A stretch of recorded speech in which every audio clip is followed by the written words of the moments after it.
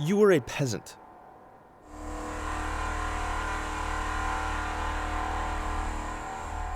You work all day, just enough to get by. You are so far from where the real power is. You may not call yourself a peasant.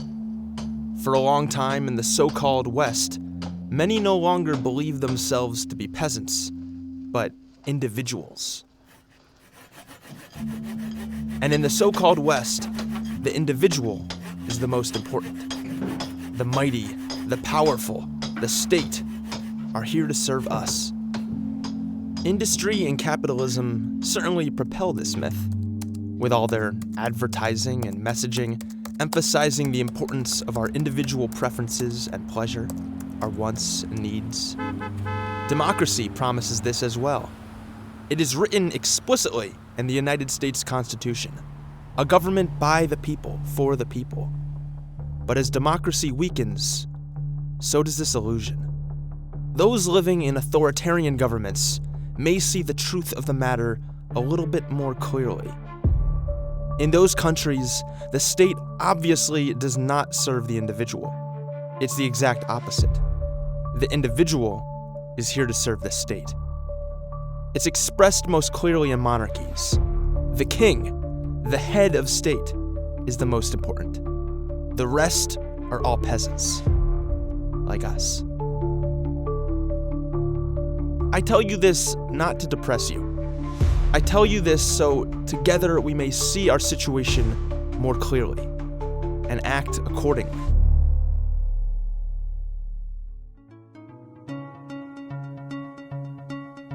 Welcome to Human Nature Odyssey, a podcast exploring the stories that help us better understand and more clearly experience the incredible, terrifying, and ridiculous world we live in. I'm Alex Leff.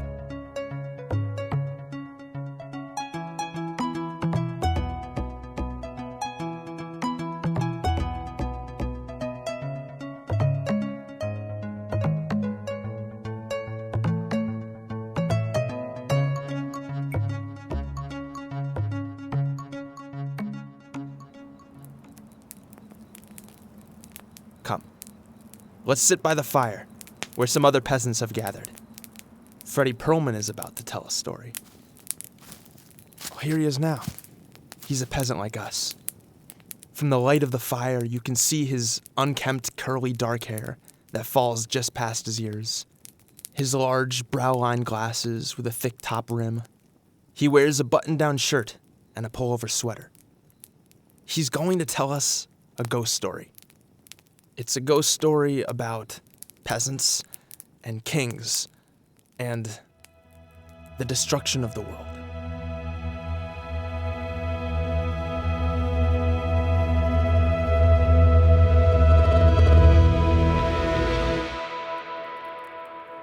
So Fredy starts out by telling us that this is a tale about the destruction of the world. And from one perspective, this story could be a drama about a suicide, as the death of the biosphere is coming from within. From another view, the story is a murder mystery, with humanity as the killer. But Fredy insists humanity is not a bunch of evildoers, but simply captives of something else. He believes it is a sort of monster, a malevolent being he calls Leviathan. Fredy tells us Leviathan is, quote, a beast whose artificial progeny would eventually swallow all human communities and by our time begin to eat the biosphere, unquote. But Leviathan is not the ghost. It's Fredy who's the ghost. It's been decades now since Fredy was living and thinking and writing. He speaks to us now from the pages of a book he wrote long ago, published just a couple years before his death at the age of 50. A book he called Against History, Against-Leviathan. It's a strange book, riddled with grammatical errors and misspellings. It was originally published by the Detroit-based Black and Red, quote, publishing books and pamphlets with an anti-authoritarian perspective since 1968, unquote. Since blackandred.org is now an online shopping site for Cialis pills, Perlman's book was later published online as a free PDF on the Anarchist library. It's a book for us peasants. I say this book is a ghost story also because it is spooky. The hair on the back of your neck might stand up. But we can stay seated and relax. It's just a story after all. A fairy tale, as Fredy would call it.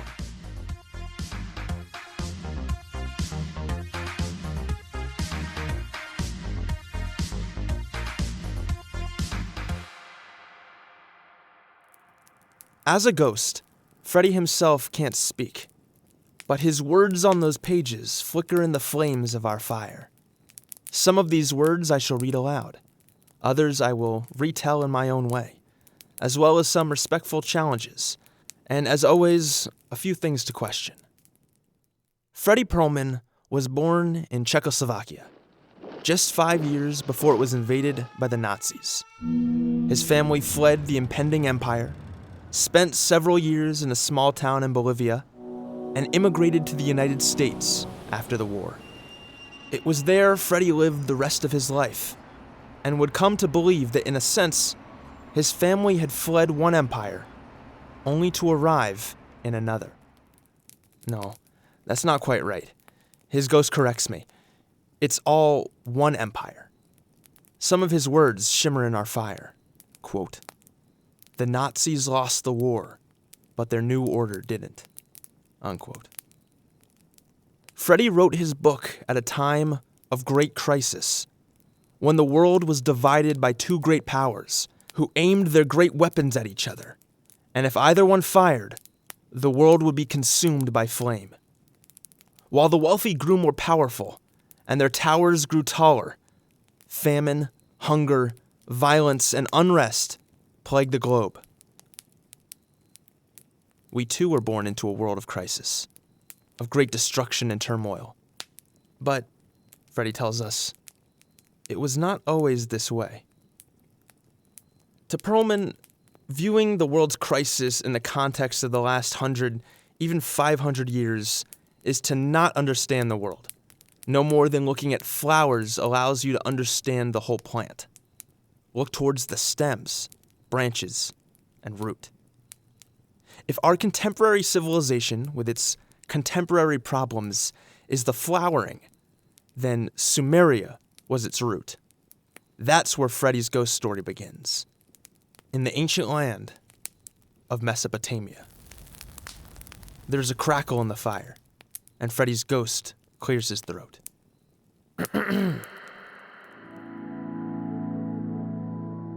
Long ago, between the Tigris and Euphrates rivers, there once was a small community of people. Life was lived in natural rhythms, in keeping with the seasons. And the other creatures of the earth were known to be family. Everyone was known and was taken care of. All was shared. Decisions were made together. This was how these people lived, Fredy tells us, because that's how all people lived back then. But here, in between the Tigris and Euphrates rivers, something began to change. Where food was once shared, it was now carefully guarded by lock and key. The natural world became seen as something to control. Where there was once community, now there were institutions. Before long, the first cities appeared. Their names were Erech, Eridu, Lagash, and And together, they are known as the first civilization, Sumer. What had been a land of small, egalitarian communities became a land of cities and hierarchy. Perlman asks, what happened? Hello? Who's there? Oh, it's you. Yes. This is Lewis H. Morgan. He's joined us by the fire. He is a ghost as well, but not one Fredy thinks too highly of. To the ghost of Lewis H. Morgan, these developments in ancient Sumeria were humanity climbing the ladder out of savagery to civilization. This is his famous theory of higher states. In his 1877 book, Ancient Society, Morgan described how humanity advances like rungs on a ladder, from savagery to barbarism to civilization.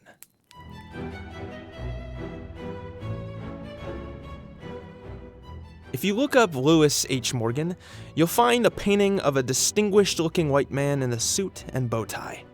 Next to this image will be the title American Anthropologist, and an article from Britannica.com. And if you read that article from Britannica.com, you'll see that it says, quote, Morgan's ideas about the development of technology over time have come to be regarded as generally correct in their fundamental aspects, unquote. But then goes on to say, quote, his theory that human social life advanced from an initial stage of promiscuity through various forms of family life that culminated in monogamy has long been held obsolete, however, unquote. To Britannica, the idea that humanity advances from promiscuity to monogamy is ridiculous, but it's perfectly sensible that humanity advances from primitive to civilized. But we have not gathered around the fire to listen to Lewis H. Morgan. We're here for Fredy. Fredy dismisses Lewis and tells us, quote, this theory of higher states can be taught to small children because it is a fairy tale, unquote. Then he smiles and adds, but there's nothing wrong with fairy tales. Fairy tales are meant to bring out a moral, something deeper than just a list of events. And that's exactly what Fredy set out to write, his own sort of fairy tale. And unlike Lewis H. Morgan, who forgot his theory of higher states was in fact a fairy tale, Fredy always remembers that his story is. So, Fredy would tell us, don't think of his tale as the history of civilization. Think of it as the story of civilization. It's meant to elucidate some interesting reflections and insights, not present exact facts. And unlike Lewis H. Morgan's fairy tales of humanity's march of progress from being primitive to advance, where our beginnings were an impoverished struggle we're better for having developed out of, Fredy's fairy tale didn't see our beginnings as primitive at all. Quote, I wouldn't use the word primitive to refer to a people with a richness of life. I would use the word primitive to refer to myself and my contemporaries, with our progressive poverty of life, unquote. Now, one could look at our civilization today, the supermarkets full of groceries, stores stocked to the brim with tools and appliances and every convenience. One could look at these things and think Fredy was a fool to consider this poverty, especially compared to the so-called primitive hunter-gatherers who possessed far less food and fewer tools and fewer conveniences. But Perlman was convinced he had not been taught the true richness of this other kind of life, and that this way of life was not just for exotic other cultures. This was how Perlman's own ancestors, all of our ancestors, lived one way or another in small communities where everyone was known and was taken care of, where life was in natural rhythms of seasons and weather, where the other creatures of the earth were known to be family. When the colonizers, who Fredy describes as bound by the blinding armor of civilization, encountered people who lived without this armor, the colonizers noted with disgust that these people did not seem to work. When not enjoying leisure, they danced while gathering fruit and herbs from the field and played games while hunting. And just as there was no distinction between work and play, there was no distinction between a community and what we call a government. People weren't governed by impersonal institutions, they governed themselves. And likewise, there was no distinction between the secular and the sacred. All was holy, but not in some kind of pure, untouchable way. Fredy admits his story is idyllic. In fact, he tells us it is, quote, deliberately idyllic. The idyllic is what the Europeans came to destroy, unquote. Now, Fredy was not just a peasant. He was an anarchist. And so were our ancestors in the timeless golden age, he'd tell us. Anarchy is sometimes thought of as synonymous with chaos. A society in anarchy has no order. But under anarchism, there is still a sort of order. It might be hard for us to imagine a society where order is not commanded and obeyed, where order is decided collectively, and no one person dictates the lives of the masses. An anarchist society is not leaderless, but leaderful, with each person enacting individual agency over their lives, and a more egalitarian power structure. And this is how, Fredy reminds us, all of our ancestors lived in one way or another in this timeless golden age for tens of thousands, hundreds of thousands of years. Sumer was where that changed. Fredy imagines how this emerged. Remind me how it starts? Right. The drought. In the village of Uruk, 6,000 years ago, a small enclave of reed and mud brick homes, there is a drought, and in its aftermath, a famine. The people are hungry, along with the gazelles, camels, elephants, and the many other animal cousins that lived there back then. The old women and the old men of the village discuss what is to be done to secure water. One brings up how their cousin, the beaver, builds dams and guides the flow of rivers. Perhaps they can do the same. But the elders' backs are sore and their bones creak in the heat. They're too old for such a task. They call on the youth of the village to construct a dam to gather water from the trickling streams into a pool they can depend on. The youth are eager to help, but it is a complicated, arduous project. The elders select one of the particularly strong youth to supervise. They choose a Lugal, the Sumerian word for strong man. He has a name, but one day it will not be remembered. One day he will only be remembered as Lugal. The Lugal studies the beavers, devises a plan, and shares it with his peers. Together they construct a barricade that floods with water, and the village of Uruk prospers.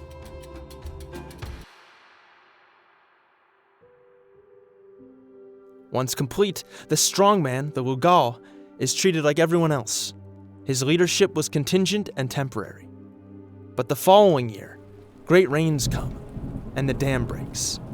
The village is flooded. Great repairs are needed. The Council of Elders asks the Lugal to once again lead his peers and build back better. Uruk is rebuilt, and the Lugal's leadership is celebrated. Yet when the rains end, the Lugal returns among his fellow villagers and lives as all the rest. The following year, the rains are harsher than before, and the destruction the dam break brings is even greater. The council calls on the Lugal again.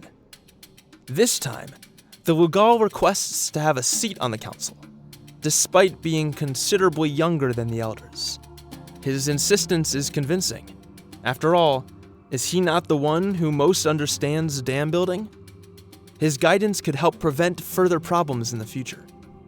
The elders relent, and the Lugal joins the council. Meanwhile, in the nearby village of people take notice. They too have struggled with the famine and the rains, and they admire their neighbors' ingenious new dams. Their elders choose their own strongman to lead a similar project. And over in the growing settlement of Lagash, the people do the same. Years pass, and Fredy tells us, quote, "One elder of Uruk and then another die of old age. They are replaced on the council by newcomers," unquote. But the Lugal whom the elders first chose is himself now an elder, and cares not for these new members of the council. Why should he listen to them? What do they know of building dams and canals? His haughtiness does not stop there. We're told he, quote, even dares to tell an old grandmother where not to plant her seeds. Ugh, can you imagine? Well, everyone in Uruk and and Lagash and even their neighbors in Eridu know not to try and boss a grandma around. The Lugal is found dead the next day, reportedly killed by a deity who favors grandmas, Fredy adds with a wink. But someone must look after the complex dams. A new strongman, another Lugal, is chosen, and to not insult him, also given a seat on the Council of Elders. He makes sure not to ruffle as many feathers, but the grandmothers are still cautious around him. The villages expand, and more dams are needed. Generations pass. Leadership is passed from one Lugal to another. Over time, the Lugals become a new kind of leader, a ruler. Many societies have leaders who inspire, organize, facilitate, teach, but a ruler is something different. And the people of the Sumer community become something different as well. Initially, farmers were asked to spend some of their time helping construct walls that benefit all from floods. But, quote, what was done voluntarily by one generation is expected of the next and is imposed, unquote. The temporary division of labor becomes permanent and forced. Gifts given to the Lugal out of gratitude become obligatory tribute. A leader asks, but a ruler commands. And when a ruler commands, they must be obeyed. The people of Sumer are now something else. I was calling them and us peasants, but Fredy has another name in mind. Since this new phenomenon will continue throughout the entire story of civilization, Fredy thinks it's perfectly fair to borrow a term from the far future, when people will toil in gulag prison camps in the Soviet Union during Fredy's own lifetime. These incarcerated workers will be called Zeks. And Fredy argues that while the Soviets may have invented this name, the Sumerians invented the position. But there are only so many people in Sumer to work for the Lugal. Wars are declared. Foreigners from the Zagros Mountains and Persian plains are captured and enslaved and sent to Sumer to work as Zeks. These wars devastate the landscape, which only strengthens the Lugal. Refugees of these wars, with nothing left to live on in their homelands, migrate to Sumer out of survival necessity and volunteer to become Zeks. And it's in Sumer where the first writing will be invented. Inspired by fragments of what can be known from the first Sumerian writing, Fredy notes that the eventual cuneiform tablets will be, quote, mysteriously silent about the deeds of the women and elders at the time of the first Lugals. And as time goes on, the tablet scribes help people forget that Sumerian women were important, that elders once sat in council, that there was age before the first Lugal, unquote. Fredy tells us it was the birth of history. Not human history, but his story of patriarchal domination. Fredy goes on, quote, it is not enough to say that people are constrained. The first captured Zeks may do it only because they are physically constrained, but physical constraint no longer explains why the children of Zeks stick to their levers. It's not that constraint vanishes. The constraint is internalized, unquote. Over time, the workers and managers, quote, become increasingly like the springs and wheels they operate. Perlman pauses there. He can see us squirm by the fire. I told you the ghost story was spooky. But this tale is not just one of lament and captivity, but of those who never stop trying to break free. Fredy's words again pick up in the flames. Quote, here we reach a problem that has plagued people since the age of the first the problem of resistance. If the Lugal is to control the Zeks, the Lugal needs help. But how can the Lugal get help ruling over the Zeks without sharing his own power? The Lugal needs an intermediary between himself and the Zeks. The Lugal needs an Ensi. An Ensi, in Sumerian, came to be known as a boss but not a boss, always subordinate to the Lugal, a regional manager of sorts. Picture a Sumerian Ensi presiding over the construction of a great ziggurat. His job is to ensure that Zeks are assembling the baked bricks properly, and to punish them if they are not. It's a hot day. The Zeks tremble under the weight of their toil. Some collapse in exhaustion. Many faces are covered with expressions of resentment and discontent. The Ensi watches all this carefully, and, quote, strange thoughts come to the Ensi's mind, unquote.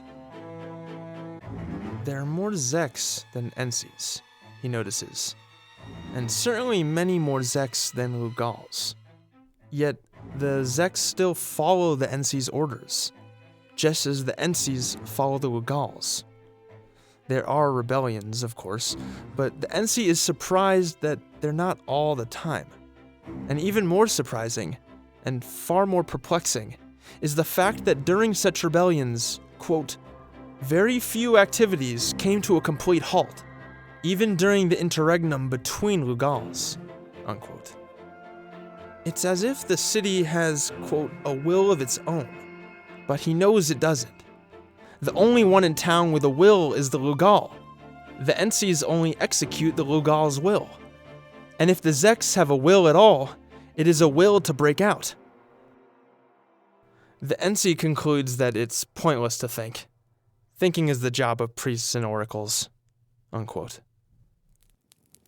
But the Ensi was on to something, even if it was just outside his grasp. Something does have a will of its own, but it's not just a city. It's Leviathan. Thomas Hobbes, the English philosopher, will use this name. He will write a book called Leviathan in 1651, thousands of years after Sumeria is buried in sand.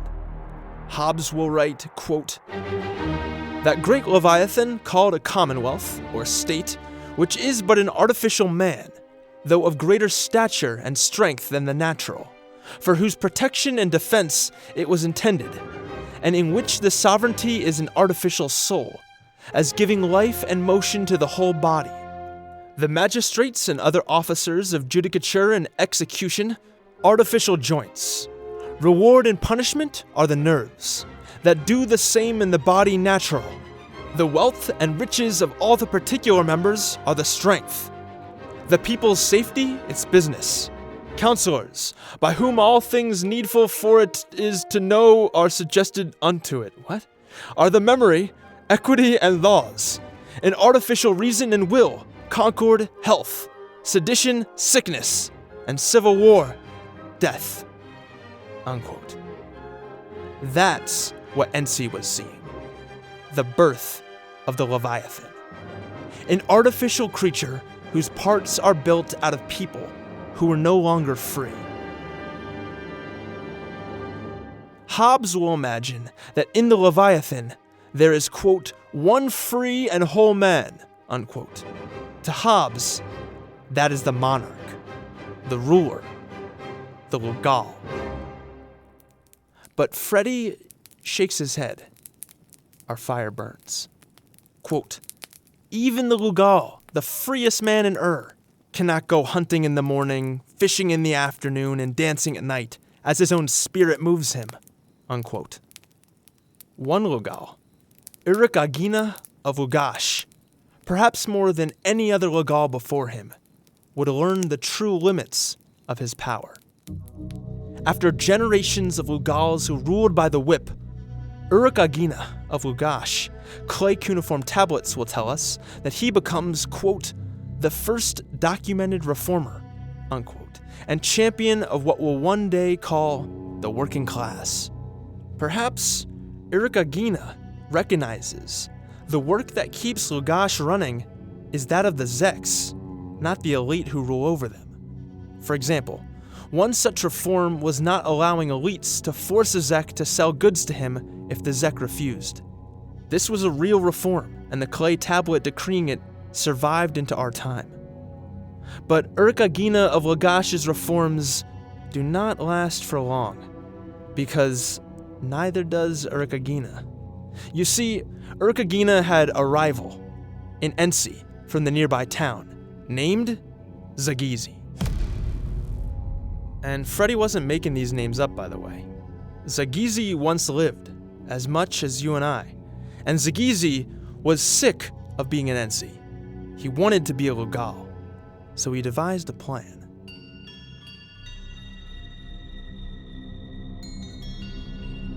Zagizi could see how Urukagina's reforms had angered the elites of Lagash. In fact, the elites were fuming. Sure, the Zeks were happy, but who cares about them? Zagizi realized he could potentially seize power without even using his own soldiers. He wouldn't even have to invade. If he could promise to end the reforms and return power to the elites of Lagash, they would invite him in, and that's exactly what happened. Zagizi recognized what Urukagina didn't. There is more power in supporting wealth than there is in supporting justice. Yet, wasn't Urukagina the ruler? And doesn't the ruler get to decide what to do? It turns out, there are forces which rule even the Lugal. What happened to Urukagina? Perhaps he was executed. Maybe he ended his own life to avoid capture once he saw his own elites had turned against him. All we know is that Urukagina was finished, and that in his place, Zagizi became Lugal. As Lugal, Zagizi united all of the cities of the Tigris-Euphrates Valley. For the first time, Sumer was a single, unified kingdom, the Leviathan. And Lugal Zagizi may think that he is now the ruler, that he is the one in control. But when Zagizi is wiped from the face of the earth, the Leviathan he temporarily helped grow will continue on unscathed. The Leviathan, Fredy tells us, is not run by people, but by something new to people, institutions, which are impersonal and immortal. Perlman calls the collection of these institutions the immortal worm, an artificial being, yet which grows and consumes like the living. Quote, "Institutions are not a part of life, but a part of death, and death cannot die. Ensis die and Zeks die, but the labor gang lives on. Generals and soldiers die, but Ur's army lives on, and in fact grows larger and deadlier. Death's realm grows, but the living die. This creates problems that resistors have not so far been able to deal with." Unquote.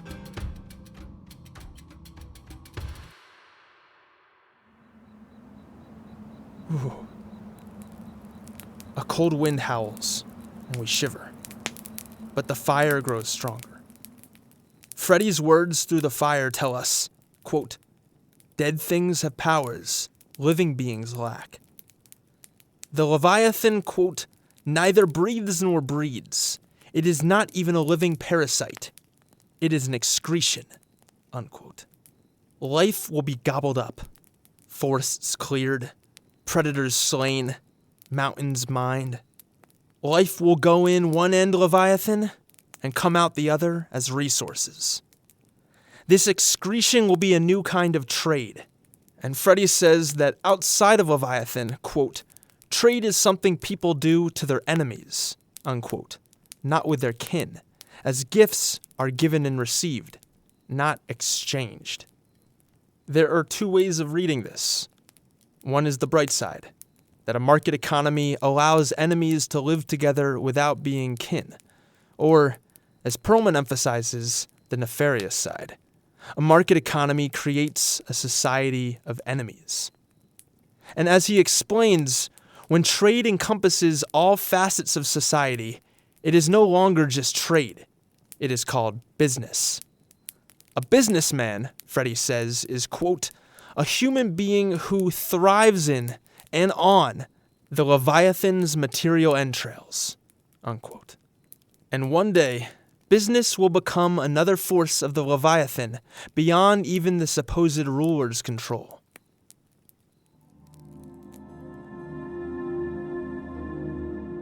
Lugals and his trusty elites consider none of this.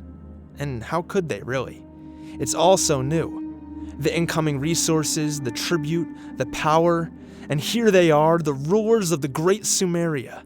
They're on top of the world. But further north, up the valley, in a land called Akkad, there lived a man who may not have spoken the Sumerian language, but was fluent in the ways of Sumerian power. His name was Sargon, born to a humble gardener who worked his way up to be cupbearer to the king. But Sargon of Akkad had ambition that would lead him far beyond gardens and cups. Up until now, it was the Sumerian Leviathan who conquered. Much of the land around it had fallen under its sway. But for the first time, Sumer would soon be conquered itself. And it would be Sargon of Akkad who would do it. One by one, cities fell. First Cimaram, then Elam, then Mari. And the conquering continued until Sargon's army marched into Uruk and defeated Lugals. We're told from the cuneiform that Zagizi was captured and Sargon led him in a collar to the gate of his Akkadian god. There's an engraved stone slab from the time that shows Zagizi imprisoned, being hit on the head with a mace by Sargon. And Sargon did not stop there. He conquered Namir, Lagash, and Umma. He conquered out to the cedar forests of Amanus, up to the silver mountains of Aladag, east out to the Gulf, and west out to the sea. A Babylonian chronicler wrote, quote, "His splendor over the lands it diffused, he brought it under one authority. He set up his statues there and ferried the West's booty across on barges. He marched to Kazalu and turned Kazalu into a ruin heap, so that there was not even a perch for a bird left," unquote. Sargon of Akkad had destroyed the walls and cities of Sumeria, but the Leviathan was now more powerful than ever before. Like Zagizi before him, Sargon now believed he was the head of this power. Sargon himself boasted in cuneiform, quote, "All the lands revolted against me, and they besieged me in Agade, but the old lions still had teeth and claws. I went forth to battle and defeated them. I knocked them over and destroyed their vast army. Now, any king who wants to call himself my equal wherever I went, let him go."